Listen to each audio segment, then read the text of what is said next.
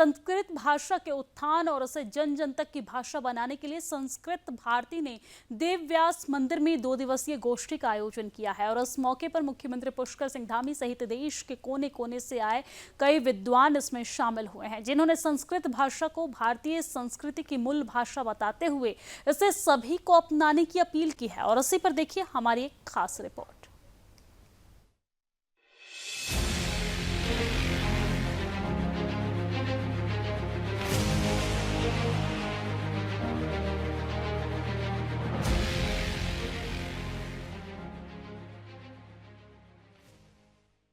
हरिद्वार में संस्कृत भारती गोष्ठी का 2 दिवसीय आयोजन किया गया।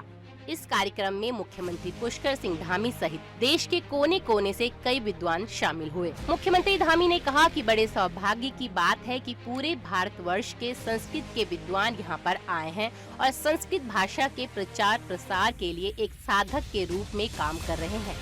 उन्होंने कहा कि संस्कृत भाषा न केवल पूजा पाठ की भाषा बने, बल्कि ये जन जन की भाषा बने, ताकि आने वाली पीढ़ी भी संस्कृत भाषा को अपनाकर भारत के संस्कृति और सभ्यता से जुड़े। इसके लिए हम लगातार प्रयास कर रहे हैं। उन्होंने कहा कि हमने पिछले विधानसभा सत्र में एक औपचारिक सेशन भी किया था, जिससे लोगों को संस्कृत अपनाने का आह्वान किया गया था। ये बड़ा सौभाग्य की बात है कि पूरे देश के संस्कृत भाषा के विद्वान जो संस्कृत भाषा को जन जन की भाषा बनाने के लिए, उसके प्रचार प्रसार के लिए इस देव भाषा का लगातार प्रचार प्रसार कर रहे हैं, लगातार अपने जीवन में एक साधक की तरह काम कर रहे हैं। वो सब देवभूमि उत्तराखंड पधारे हैं। ये हमारे लिए बहुत सौभाग्य की बात है। मैं सभी आए हुए प्रतिनिधियों का, जो पूरे भारतवर्ष से आए हैं, उन सबका यहाँ अभिनंदन करता हूँ, स्वागत करता हूँ। और हमारा हमेशा ये प्रयास रहेगा कि ये देव भाषा संस्कृत हमारे यहाँ जन जन की भाषा बने। राज्य के अंदर इनके प्रचार प्रसार के लिए हम पहले से बहुत सारा प्रयास कर रहे हैं और हमारे प्रयास और तेजी से होंगे, जिससे कि आने वाली पीढ़ी भी हमारी ये जो देव भाषा संस्कृत है, ये केवल पूजा पाठ तक ही सीमित नहीं रहे, बल्कि आम बोलचाल की भाषा बने, जन जन की भाषा। उत्तराखंड की दूसरी राज्य भाषा है, उसको लेके आपने कुछ घोषणाएं करी है, जैसे एयरपोर्ट में भी लिखने की बात करी है? वो हम पहले से ही प्रयास कर रहे हैं। पिछले दिनों हमने विधानसभा का जब सत्र गैरसैंण में आयोजित हुआ था, तो वहाँ भी इस प्रकार का एक सभी को जो है भाषा सीखने के लिए होनी चाहिए, भाषा का सीखने का प्रयास करना चाहिए। एक हमने अधिवेशन में एक अलग से भी एक औपचारिक रूप से सेशन भी किया था। और इसके साथ साथ बस अड्डे हैं, एयरपोर्ट है, या जो हमारे सार्वजनिक स्थान हैं, उन स्थानों पर हिंदी के साथ साथ संस्कृत भाषा में लिखने का हम लोग जो है ये काम आगे बढ़ा रहे हैं। परमार्थ निकेतन के परम अध्यक्ष चिदानंद मुनि महाराज ने कहा कि उत्तराखंड देवों की भूमि है, जहां ऋषि वेद व्यास ने बद्रीनाथ के सरस्वती के तट पर बैठकर वेदों और पुराणों की रचना की और पूरे विश्व को ज्ञान दिया। उत्तराखंड की भूमि में भी संस्कृत भाषा के उन्नयन के लिए प्रयास किया जाना बहुत जरूरी है। विकिपीडिया की जगह वैदिकपीडिया भी बनाना चाहिए, ताकि लोग हमारी संस्कृति और संस्कृत को जाने और उसका प्रचार प्रसार हो सके। उन्होंने कहा कि हमारा प्रयास होगा कि कुंभ मेले में या उससे पहले हम एक ऐसी योजना बनाएं ताकि संस्कृत भारती संस्कृत भाषा का प्रचार प्रसार पूरे विश्व में करने के लिए लोगों को जागरूक करते हुए एक ध्वजवाहक के रूप में काम करे और सभी संत इसमें हमारा सहयोग करेंगे। कि उत्तराखंड दिव्यता और भव्यता की भूमि है, देव भूमि है, संस्कारों की भूमि है, संस्कृति की भूमि है। और संस्कृत भाषा के लिए हमारे आदरणीय वेद व्यास जी ने सरस्वती तट पर, वहीं पर बद्रीनाथ में, माणा में, वहीं पर बैठकर ही पूरे विश्व को संदेश दिया है। समय आ गया है, आज वो संदेश उत्तराखंड के माध्यम से पूरे विश्व को मिले और संस्कृत उसका माध्यम बने। मैंने आज कहा कि विकिपीडिया एक ही व्यक्ति ने शुरू किया और लोग जुड़ते चले गए। हम विकिपीडिया के साथ साथ हम क्यों ना वैदिक पीडिया शुरू करें। यही सनातन की संस्कृति है, हमारे वेद। वैदिक पीडिया शुरू हो।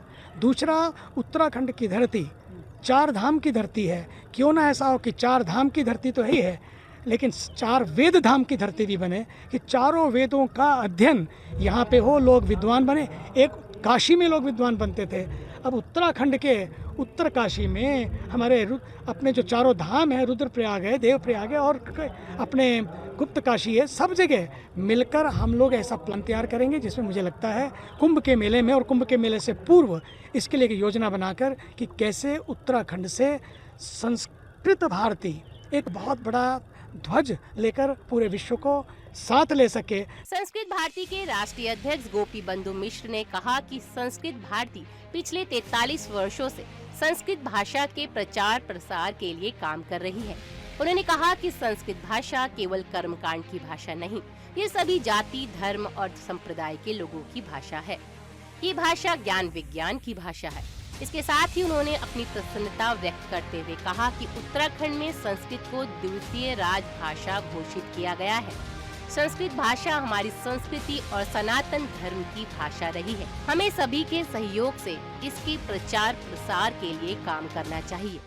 अखिल भारतवर्षे तथा च संपूर्ण विश्वे संस्कृतं सर्वेषां संस्कृतं सर्वत्र इति प्रसारं कर्तुं कार्यं करोति। सभी की संस्कृत सभी की है, किसी वर्ग की, किसी जाति की अथवा कर्मकांड की भाषा नहीं है। यह जो एक धारणा है उसको नाश करके सभी के लिए, सभी का हित चिंतन करने वाली भाषा है। इसमें भाषा केवल मात्र नहीं है, एक ज्ञान की भाषा है, विज्ञान की भाषा है, जीवन की भाषा है, संस्कार की भाषा है, संस्कृति की भाषा है। इसका गत 43 वर्षों से संस्कृत भारती कार्य करते हुए आज लाखों कार्यकर्ता इसमें लगे हुए हैं और लोगों को संस्कृत के साथ में मूल संस्कृत है, सभी मानते हैं संस्कृत हमारी मूल भाषा है, संस्कृति हमारी मूल भारतीय संस्कृति के रक्षक हैं, ये सब मानते हैं। करने के लिए संस्कृत भारती अग्रसर है और यह देवभूमि है, ये देवभाषा है। देवभूमि उत्तराखंड में